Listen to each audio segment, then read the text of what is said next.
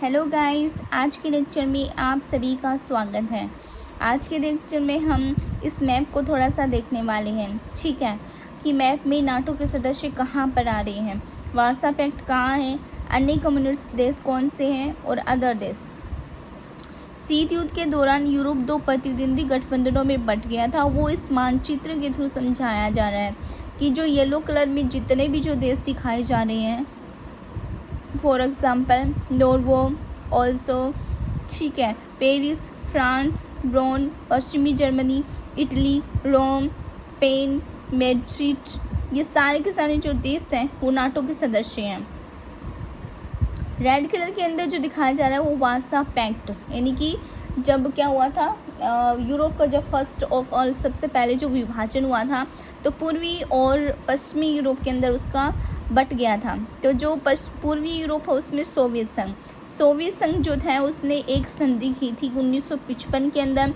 किसके अगेंस्ट? उसने की थी अमेरिका के अगेंस्ट। ठीक है, सोवियत संघ ने एक संधि की थी वार्सा संधि। ठीक है, फिर इसी के अंदर क्या आता है, वार्सा पैक्ट के सदस्य पोलैंड में आ गया, बर्लिन आ गया, बर्लिन, ठीक है, पूर्वी जर्मनी आ गया, और फिर काफ़ी देश इसके अंदर और भी आ रहे हैं। ठीक है, तो इसके अंदर हमने थोड़ा सा बात बर्लिन की दीवार के बारे में किया था कि बर्लिन की जो दीवार है उसको कब बनाई गई थी। 1961 में उसको तैयार किया गया था, और ये जो दीवार है वो 28 साल तक चली थी, जो हम नेक्स्ट चैप्टर में पढ़ेंगे। और इसकी जो लंबाई है वो 1500 किलोमीटर। ठीक है, और क्या था, इस बर्लिन की दीवार को कब गिराया गया था? 1989 के अंदर।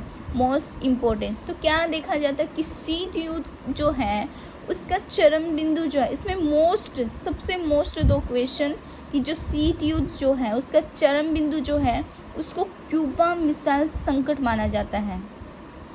ठीक है, और बर्लिन की जो दीवार है ये भी मोस्ट इम्पोर्टेंट पार्ट है किसका? शीत युद्ध का। ठीक है, तो अब हम नेक्स्ट इसको देखने के बाद नेक्स्ट हम और देखते हैं इसके आगे। ठीक है, तो इसके अंदर भी हमें एक थोड़ा सा क्या है कि डायग्राम दिखाया गया है मैप के थ्रू, तो उसको हम देखते हैं। इसमें हमने पहली और दूसरी और तीसरी दुनिया की बात की। ठीक है, तो हम कंफ्यूज होंगे कि पहली दुनिया और दूसरी और तीसरी दुनिया के अंदर, तो हम बात कर लेते हैं अमेरिका, सोवियत संघ। ठीक है, इसके अलावा कुछ और भी देश जैसे कौन कौन से आते हैं, अफ्रीका, एशिया और कौन सा, लैटिन अमेरिका। तो ये कुछ देश हैं। जैसे अमेरिका जो हो गया उसकी विचारधारा कैसी थी? अमेरिका की विचारधारा पूंजीवाद थी। उसी तरीके से जो सोवियत संघ था उसकी विचारधारा साम्यवाद थी, समाजवादी थी। तो जो पहली दुनिया है उसके अंतर्गत हम किसकी बात करते हैं? अमेरिका की। ठीक है, पूंजीवाद देश अमेरिका की। ठीक है, और उसी के अंतर्गत आता है पश्चिमी यूरोप और उसके सहयोगी देश शामिल थे, तो उसको पहली दुनिया के नाम से जाना जाता है। प्रथम विश्व युद्ध, सेकंड विश्व युद्ध जो था, सेकंड दुनिया किसको माना जाता है?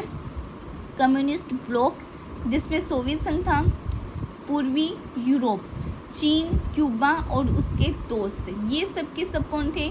दूसरी दुनिया के नाम से जाने जाते हैं। जो तीसरी दुनिया जो थी वो प्रथम यानी कि पहली और दूसरी दुनिया के जितने भी देश हैं उनको छोड़ करके बाकी के जो राष्ट्र जो किसी भी समूह के साथ गठबंधन नहीं करते थे उन्हें तीसरी दुनिया के अंदर सौंपा गया। तो तीसरी दुनिया में अफ्रीका, एशिया, ठीक है, लैटिन अमेरिका, ये क्या थे? अलग विकसित थे। मतलब इनके पास जो पहली और दूसरी दुनिया के कंपैरिजन में बहुत कम सोर्स थे। आर्थिक व्यवस्था भी इनकी अच्छी नहीं थी, राजनीतिक तौर पे भी इनके अच्छे नहीं थे। ठीक है, किसी भी चीज़ में इनकी व्यवस्था जो है सही नहीं थी। ठीक है, तो इसमें पहली, दूसरी, तीसरी दुनिया, येलो कलर के अंदर जो है वो पहली दुनिया है। जो रेड पोर्शन में जो दिखाया गया है वो द्वितीय दुनिया है। और तीसरी दुनिया जो ग्रे कलर में, डार्क ग्रे कलर में, ठीक है, तो तीसरी दुनिया, इसके बारे में। फिर यहाँ पे एक क्वेश्चन दिया गया है कि पूंजीवाद गुट और साम्यवाद गुट और गुट निरपेक्ष, इनके तीन देशों के नाम तो हमें पता होना चाहिए। पूंजीवाद गुट कौन? अमेरिका। ठीक है, साम्यवाद गुट कौन? सोवियत संघ। गुट निरपेक्ष आंदोलन अदर, दक्षिण अमेरिका, अफ्रीका, भारत और मिशन, सॉरी अमेरिका नहीं, अफ्रीका भारत मिशन, ठीक है। साम्यवादी सोवियत संघ, इटली जर्मनी जापान। पूंजीवाद France Britain America. I hope आपको इसका भी आंसर मिल गया होगा। अब इसके अंदर क्या है, कुछ संस्थापक की बात की गई है जिसके बारे में हम अभी देखेंगे। कुछ संस्थापक हैं जिसमें हमने 5 संस्थापक की बात की गई थी, ठीक है। पहले आते हैं जोसेफ ब्रिज टिटो, ठीक है, 1952 से 1980 युगोस्लाविया के संस्थापक थे, 1940 से 80 तक, ओके। ये इनका जन्म और ये इनका दे रखा है कि कब तक इनका शासन किया था। दूसरे विश्व युद्ध में जर्मनी के खिलाफ लड़े, साम्यवादी सोवियत संघ से दूरी बनाए रखी थी इन्होंने, युगोस्लाविया में एकता कायम रखी थी। दूसरा जो हमारे नेता हैं सबसे अलग जिनको माना जाता है वो जवाहरलाल नेहरू, ठीक है। जन्म 1889, जन्म नहीं, कुछ ऐसे दे रखा है, 1889 से 64। भारत के प्रथम प्रधानमंत्री थे ये 1947 से 64 तक, ठीक है। 1947 से 64 तक प्रधानमंत्री थे। एशियाई एकता, उपनिवेशीकरण और निरस्तीकरण के प्रयास किए और विश्व शांति के लिए शांति सह अस्तित्व की वकालत की थी इन्होंने, ठीक है। नेक्स्ट हम बात करते हैं दूसरे कौन से, गमाल अब्दुल नासिर। सन 1970 तक मिस्र के शासन किया था इन्होंने, ठीक है। अरब राष्ट्रवाद, समाजवाद और समाजवाद विरोध के लिए प्रतिबंध, स्वेज नहर का राष्ट्रीयकरण किया। इसकी वजह से सन 1956 में अंतर्राष्ट्रीय संघर्ष हुआ।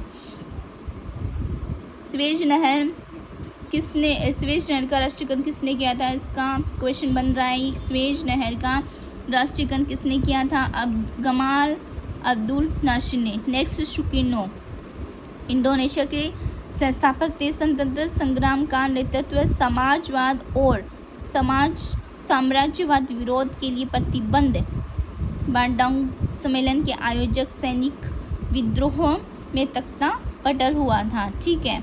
ये इसके बारे में। नेक्स्ट हम इसके अंदर कुछ और भी हमें संस्थापक हैं उनके बारे में हम देख लेते हैं। गुटनिरपेक्ष आंदोलन के और संस्थापक जैसे कि गुटनिरपेक्ष में वामी एन क्रूमा 1909 से 1972, घाना के पहले प्रधानमंत्री 1962 से 1966, आज़ादी की लड़ाई के अगवा, अफ्रीका एकता और समाजवाद के पक्षधर, नव उपनिवेशवाद का विरोध किया था। सैनिक षड्यंत्र में इनका तख्तापटल हुआ।